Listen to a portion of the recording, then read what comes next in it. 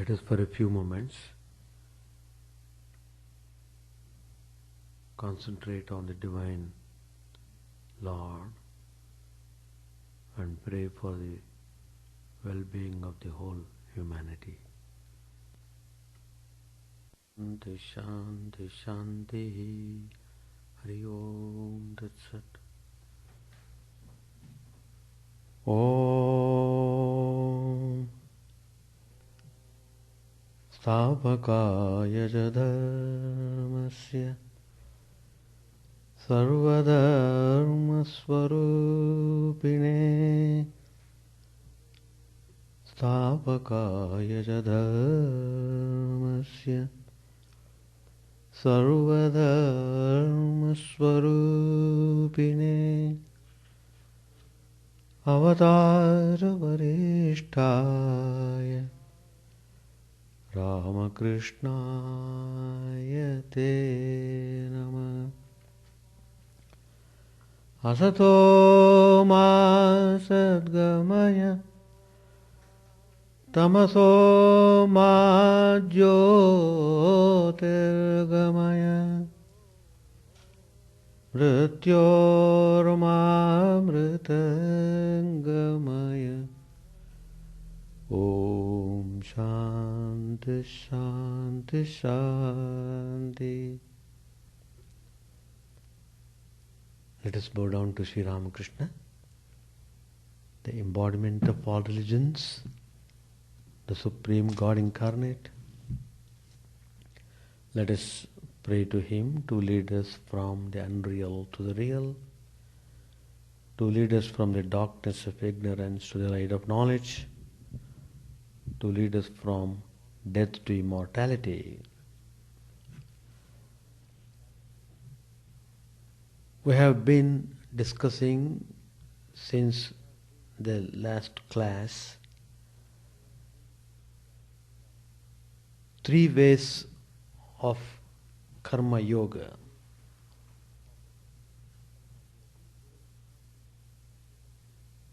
Many people may not be able to practice meditation or concentration.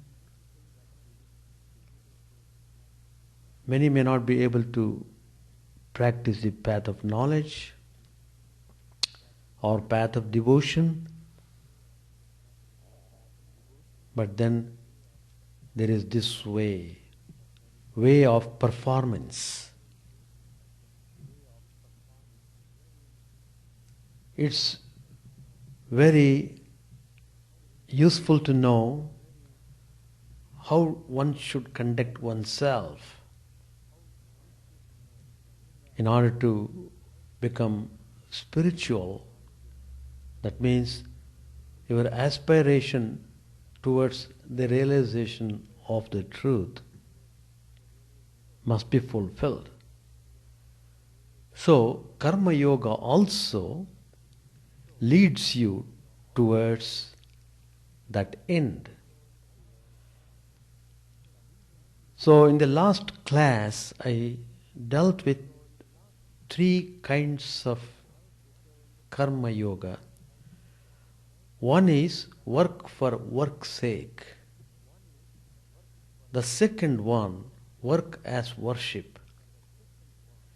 The third one, work with detachment. Well, all these 3 are useful and help us in our spiritual growth.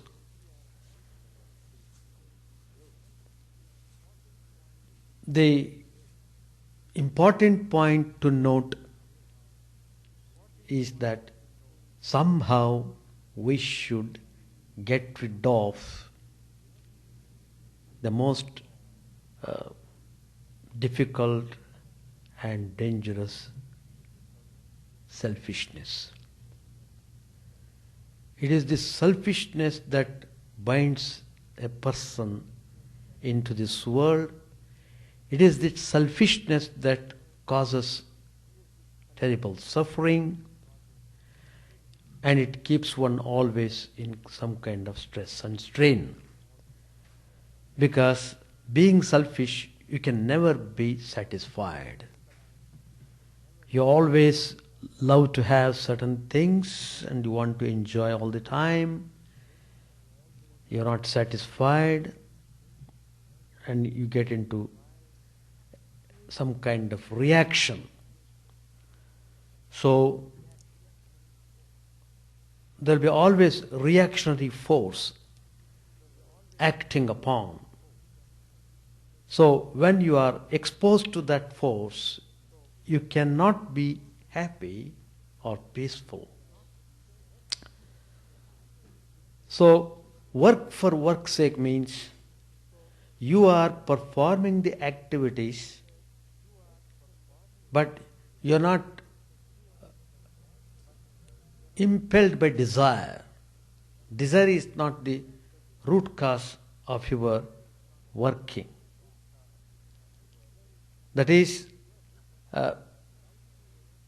you work, you love to work, all your attention is on the performance of the work efficiently, not diverting yourself to the result as such. If you perform properly, result definitely follows. On the other hand, if you divert your attention towards the result every now and then, to that extent, the efficiency is obstructed. So, how to do it? What's the method of practice? Of course, there are many ways of doing this. First, they say, avoid situations which create or which awaken or foster the growth of selfish wants. You must be always watchful about that. That means you have to constantly avoid being motivated by personal inclination, desire or passion. So, that means the more you have to be self-effacing, that is, you must not give undue importance to your ego. It is this ego that constantly hits upon and you are not able to work properly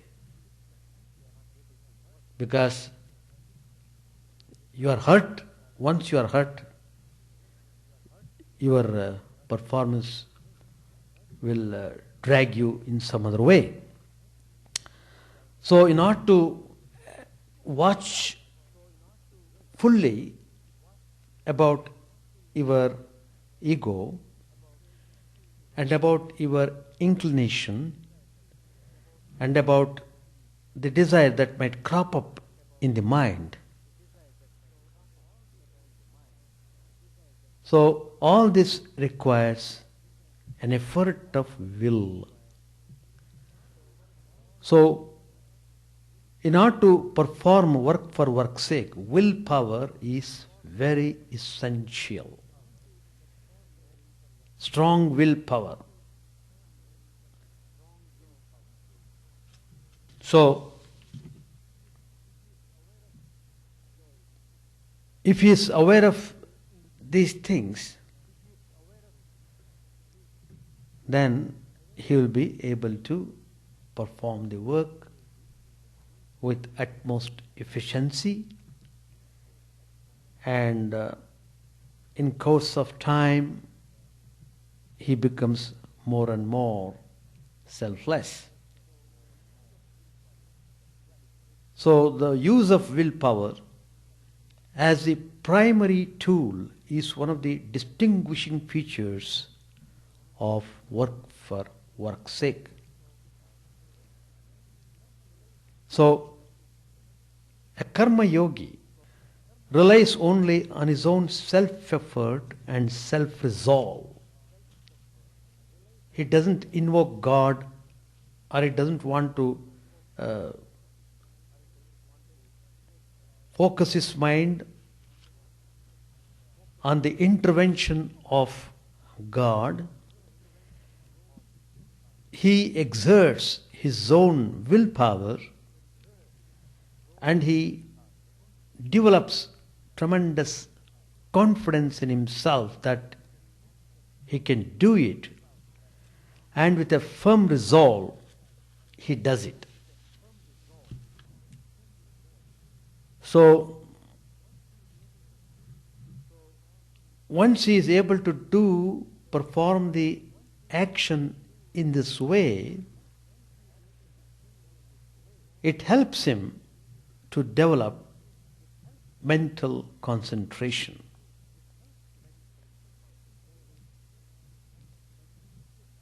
The exercises of concentration, or in other words, paying full attention to the work at hand, is very effective means of cultivating desirelessness. In the long run, the person of concentration becomes desireless, because desires no longer have any base of dissatisfaction on which to operate. When the mind becomes unified and the will one-pointed, a tremendous searchlight of concentration is brought to bear on the matters of immediate concern. The smallest task becomes a Lemont. So, with this attitude, if it does his daily activities, it becomes interesting. Not only that, it becomes fascinating and it becomes fully rewarding. So, attention. In this work for work's sake attitude, one must be totally attentive. So, attention is energy. And the more energy we put into a thing, the more we get out of it. So if you pay full attention to the thing, then you will get the fullest benefit. As a consequence, dissatisfaction with the present is removed and desires decrease. One finds full contentment in simply doing one's dharma.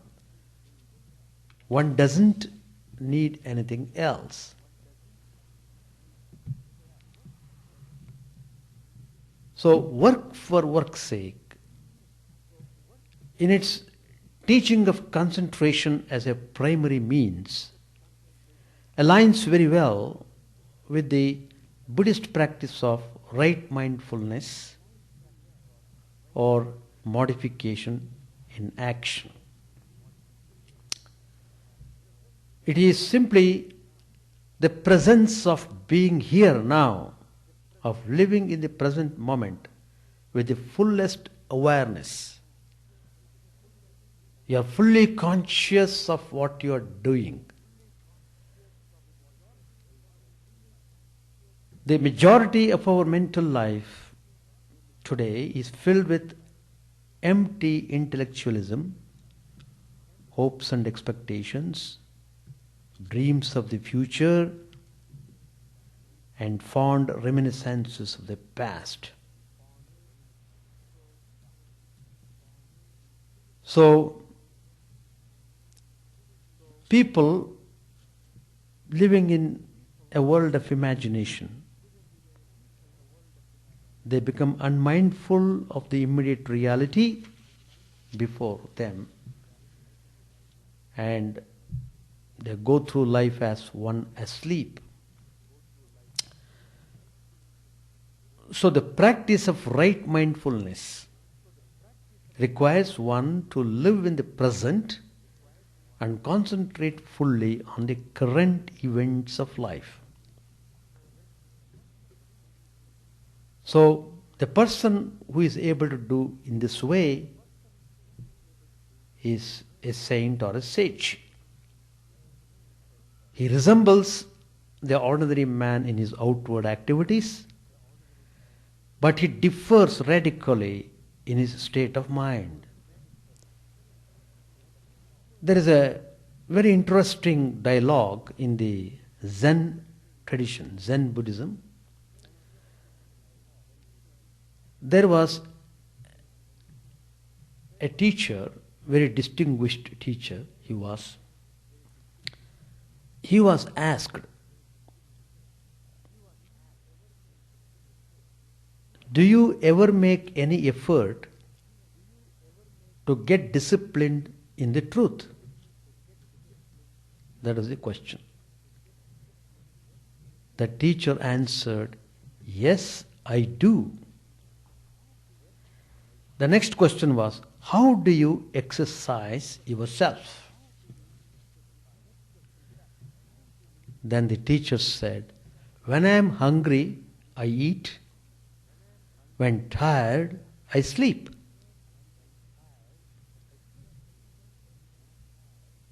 Then again the question was asked, but this is what everybody does. Can they be said to be exercising themselves in the same way as you do? Then the Zen teacher said, no. Why not? Then the teacher replied, the difference between the people doing the same act and he doing the act. Outwardly the action is same. He is also eating, all the people in the world are also eating. What's the difference then? There is difference. So the teacher says, when they eat, they do not eat. They will be thinking of various other things, thereby allowing their minds to wander and become disturbed. When they sleep, they don't sleep, but dream 1,000 dreams. That's why they are not like myself.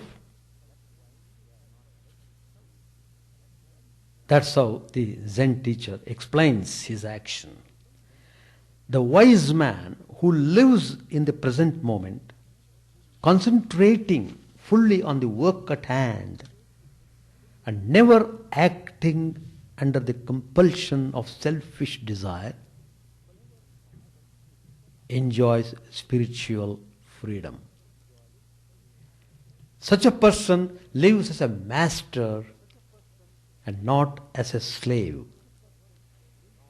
He does his work for work's sake, his duty for duty's sake, and this exemplifies the highest ideal of Karma Yoga. The second kind of Karma Yoga is called work as worship. It is suitable primarily for a person of devotional temperament, for it describes the manner in which a devotee of the personal God does his daily duties. There is always a kind of devotion in this person who wants to perform work as worship. He places himself in the role of the servant and offers up all the actions of body, speech and mind to the divine. He dedicates himself to doing God's work, and he considers every work is God's work, and he is doing God's work, he always feels that it is God's work that he is doing. So his goal is to have the vision of God and to be united with him. So his motivation for work is the longing for God realization. That was the goal. So in order to work out that, he performs work with that goal in mind. So what he does is, he consecrates all his life's activities, and in that process he effaces the small selfish ego and he develops divine love. So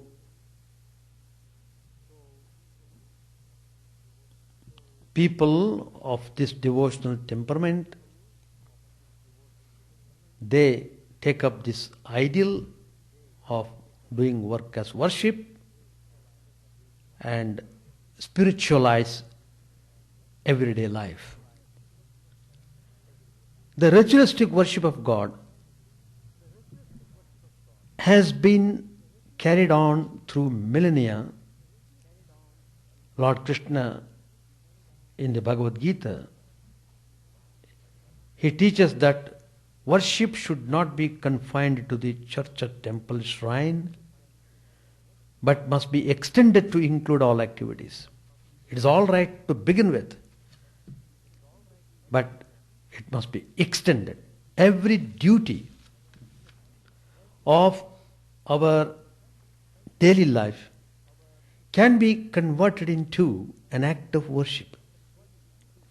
An act of karma can be consecrated and laid at the feet of the Lord.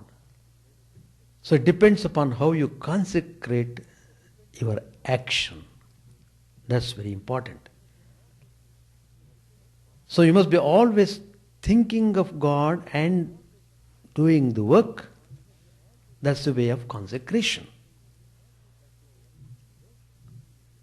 So the essential ingredient in work as worship is the attitude of the workman. Attitude is important. What attitude you are having? So that is your guiding force. You must cultivate the feeling of self-surrender in all that you do. That means you must always consider yourself as an instrument or servant of God. If you have this attitude, the ego cannot make any mischief there, because you have placed that ego at the feet of God. So the more you are engaging in work, the result should be, the more you should become humble.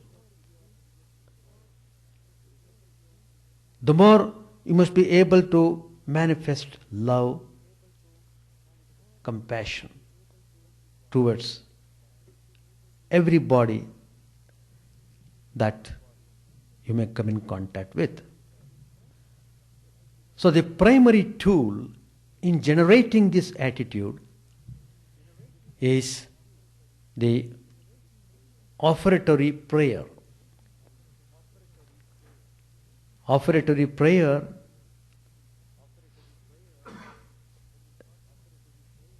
it is very important, and it may take simple or elaborate forms, but it is a simple sentence of dedication repeated with religious fervor.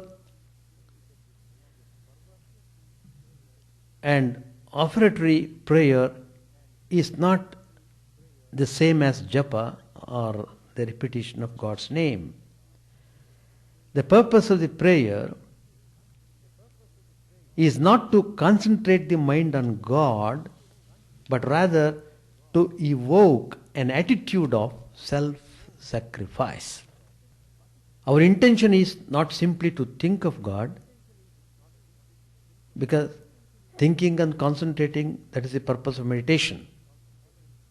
But we are following the practice of karma yoga. We want rather to concentrate on the work, to purify our motive and dedicate each phase of the activity to God. So, work as worship, it revolves around the ideal of the personal God. This ideal may be conceived of as dwelling within in the heart of our hearts, or as appearing outside in the form of men and women everywhere. The idea of God in heaven, or the mystical Christ consciousness within, will be appreciated by all devotees. But the other God, man, is often ignored. The Indian philosophy of monism provides the rationale for identifying man with God and enables one to equate the service of man with the highest spiritual worship. So, the first thing is to recognize men and women as the embodiments of God. Then that follows definite natural and spontaneous inclination to render service. Then we'll be able to do so in whatever way the occasion demands. That means the hungry man should be provided with food. The other day, I had been to Austin to conduct retreat there. It was so nice to see how the devotees and participants were all sincerely trying to understand Vedanta and put into practice as much as they can do. And you know, after the program is over, everybody would be given a lunch. So always there would be extra. The food will be always left over. After everybody has taken, still the food will be there. At least it could be given to 10 people more. So what these people did was, they packed the food very nicely. They did not throw them out. Next day, of course previous day night they kept it in the fridge. Next day they took it. I also went with them because we had to go to some other place.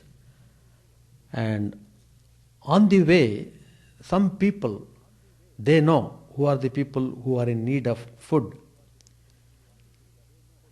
Some people would be walking in the street corner, and there are some different places where the people would gather and where they really aspire for food. And there are even people who work for food. So when they noticed, immediately all this food was given to them, and you must see their happiness when they get the food. They were so happy to get it. That's the way. So if you consider a person in whom God is dwelling, if you satisfy that person, the God in that person is immensely pleased. That way, you are evolving yourself spiritually. In the same way, If there is an ignorant man, you must help him to get educated. Help him to get good education. And if there is a person who is hankering after spiritual knowledge, try to give him the teachings of spiritual masters. So, everyone can be served at one level or another. There are so many ways of serving the humanity, but the attitude is important. With what attitude you are looking upon the humanity and how you perform the action, then only you will get the desired result of seeing God. So this idea of man worship is an entirely new thing. It was given by Swami Vivekananda, one of the foremost disciples of Sri Ramakrishna. He says, in this modern age, if you have to realize the truth, if you have the desire to see God and unite with Him, do service to humanity. See God in all the human beings, everywhere in this world. Serve them. Serve them. To serve, that's the only goal. To serve is your purpose in life. Keep serving them. Then you will see how the result would come. But it should be distinguished carefully from the humanitarian service.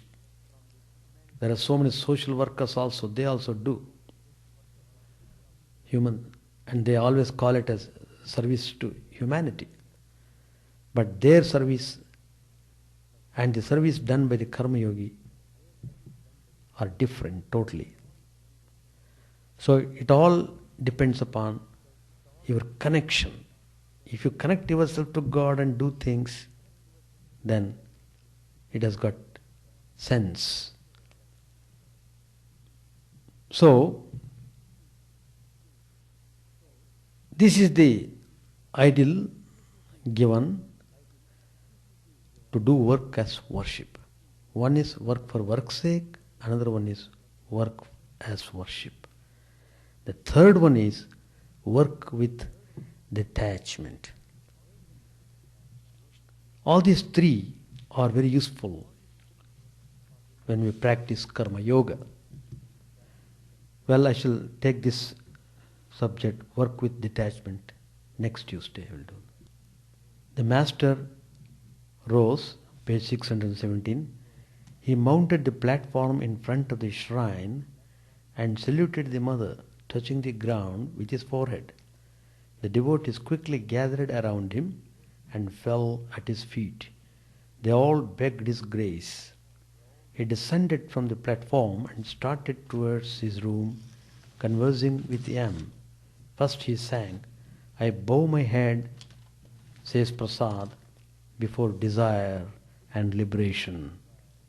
Knowing the secret that Kali is one with the highest Brahman, I have discarded once for all both dharma and adharma.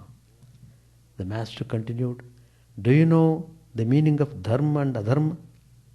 Here dharma means religious acts enjoined by the scriptures, such as charity, shraddha, feeding the poor, and the like.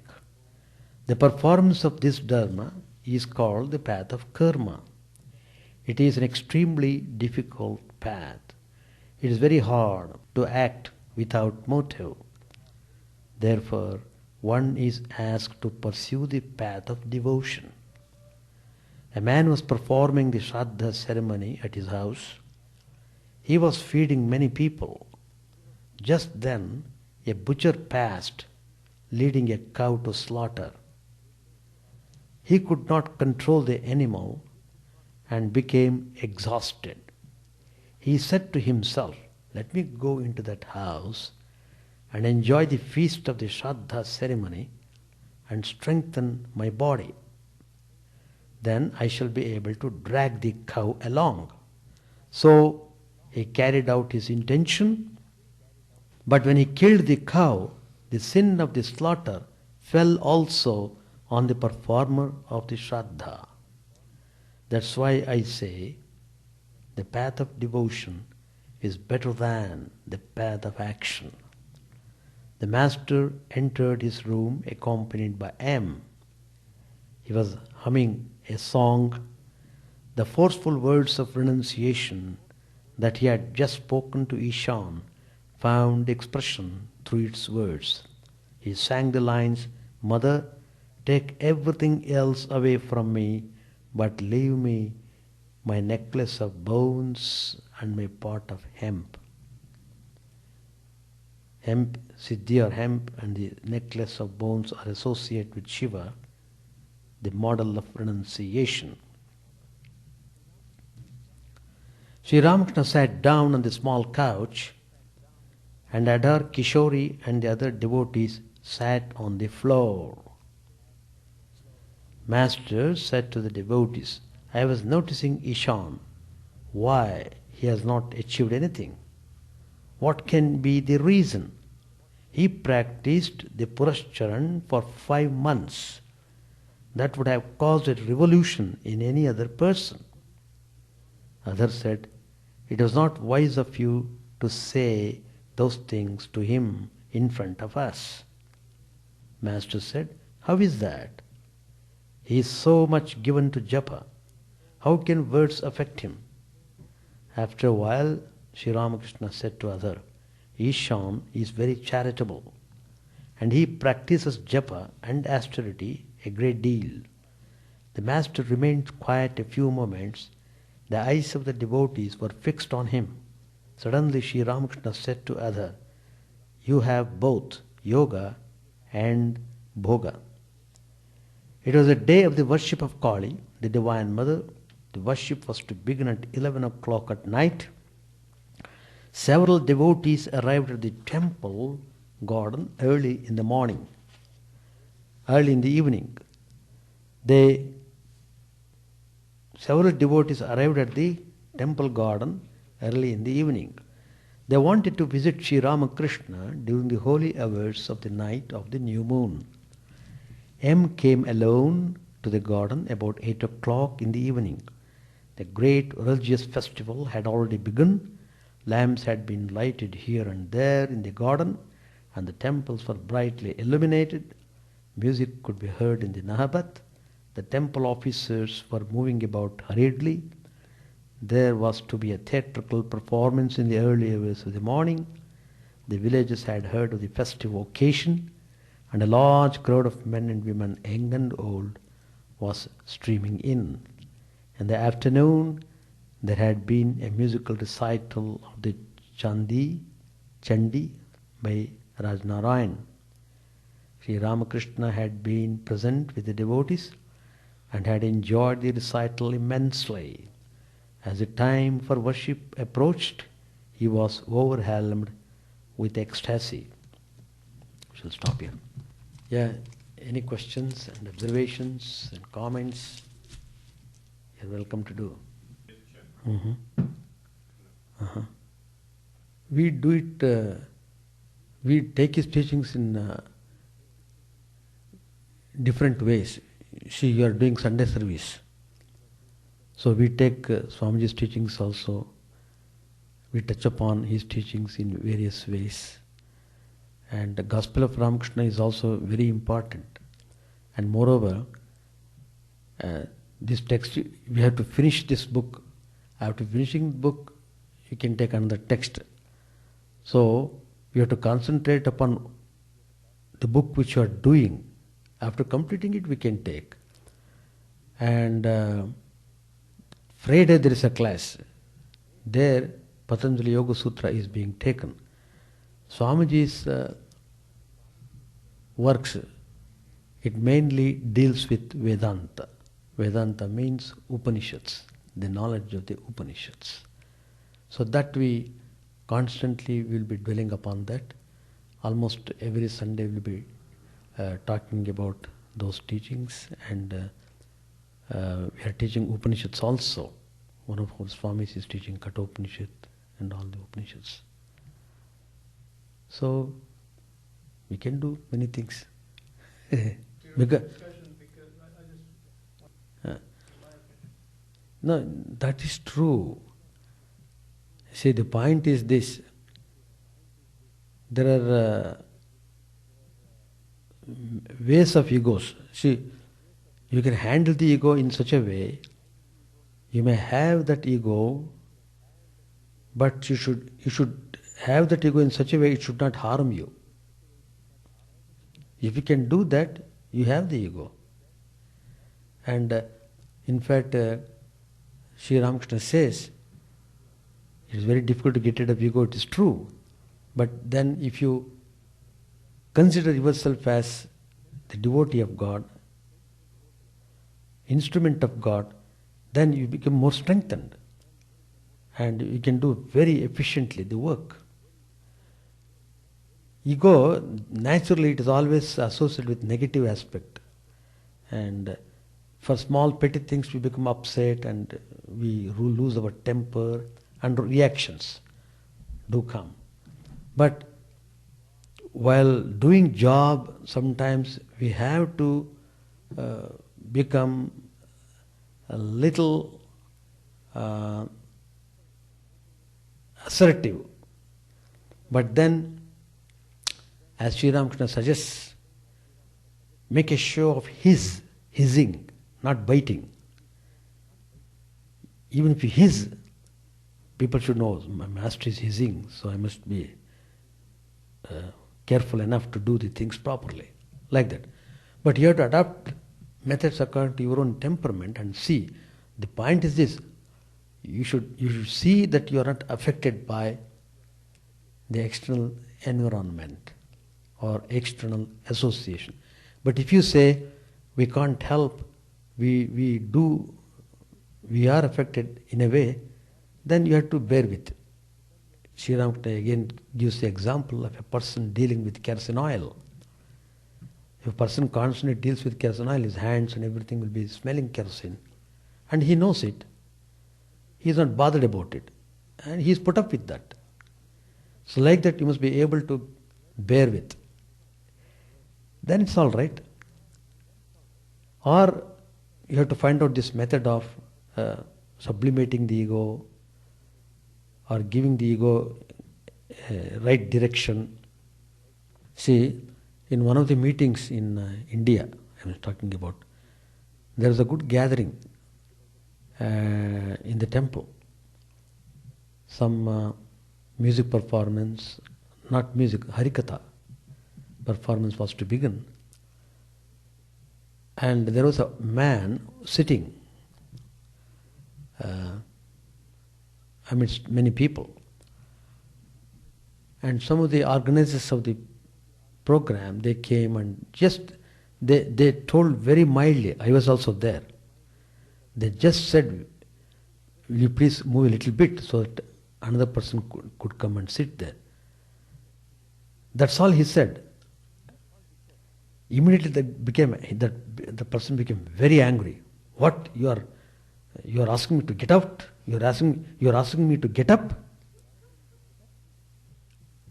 I was stunned. Why, for such a small thing, he became so upset? Not only that, he left the place. Do you know? He left the place. That is ego. For small petty thing, because you have become so much important to yourself. And you feel you are the only man important. All others are unimportant. You see, yeah. Now, ego plays in a very different ways. But one has to handle oneself. Mm-hmm. Yeah. Now, what I am telling is the three approaches. That's why I told 3 ways of Karma Yoga. One way is work for work's sake. This is said by Swami Vivekananda in his Karma Yoga. You please read that book. There, you don't have even to go to the extent of believing God or all such things. But even then, you can perform the action in such a way that it leads you towards the realization of the truth. Here, in this work for work's sake process, what you are doing is your willpower is strong and you are feeling confident about yourself and you are placing full confidence in your effort. So I must do my effort properly and I must get it done. So that is the force behind you. So that willpower and firm resolve, these are the ingredients of work for work's sake. And when you are doing that, of course, as I said, you shouldn't have any kind of selfishness when you are practicing this process. If selfishness comes, it damages everything. Whatever, not only Karma Yoga, any yoga, whether Bhakti Yoga, any yoga, if you are selfish, it's gone. So you have to be watchful about that. So, that is one way of performing the work. The other way of performing, suppose, that's why I told you, those who are of emotional temperament, those of that type, they can perform Karma Yoga in this way, that is, work as worship. But all these 3 one can adopt in oneself according to the situation. At sometimes you work in such a way, you are doing work as work for work's sake. On certain occasions, you perform work as worship. And on certain occasions, you perform work without any attachment. That which subject I am going to talk next Tuesday. Work with detachment, how to do that, etc. Three different positions. Either one can adopt the independent method and go, or one can adopt oneself. All these 3 at some point of time. Sometimes you work with this attitude, sometimes you work with that attitude. But all these are complementary. They are all complementary. But the goal must be set properly. That's important. If you don't have the goal, all this go in vain. So goal is to realize the truth. That should be very intact. Otherwise you can't work at all. No ideal can fit in. So goal must be properly set in. That's the idea. Mithilesh has got something? As professor of Chicago University, he can.